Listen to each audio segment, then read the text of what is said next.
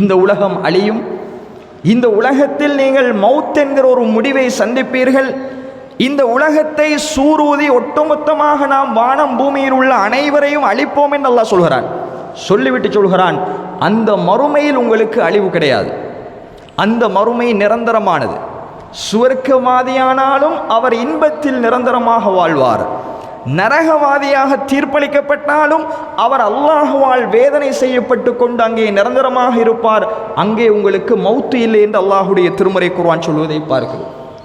எனவே கண்ணியத்துக்குரிய சகோதரர்களே, அல்லாஹுடைய நடிகார்களே, ஒரு மூமின் தன்னுடைய வாழ்க்கையில் தன்னை சுய பரிசோதனை செய்ய வேண்டிய மிக முக்கியமான கட்டத்திலே நாங்கள் இருக்கிறோம்.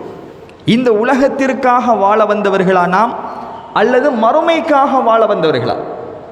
எங்களுடைய இலட்சியம் மறுமையில் வெற்றி பெற வேண்டும் என்றிருந்தால் இந்த உலக வாழ்க்கையை நானும் நீங்களும் எவ்வாறு சீரமைத்துக் கொள்ள வேண்டும், அந்த மறுமையில் என்னென்ன விசாரணைகளை என்னென்ன நிகழ்வுகளை நானும் நீங்களும் சந்திக்க இருக்கிறோம் என்பதை சுருக்கமாக உங்களுடைய உள்ளங்களில் தொட்டு வைக்கலாம் என்று ஆசைப்படுகிறேன். ஏனென்றால் உலக வாழ்க்கையில் மூழ்கி, பொருளாதாரத்தை தேடுவதில் மூழ்கி, மறுமையினுடைய சிந்தனையை மறந்தவர்களாக இன்று நாம் வாழ்ந்து கொண்டிருக்கிறோம் கண்ணியத்துக்குரிய சகோதரர்கள்.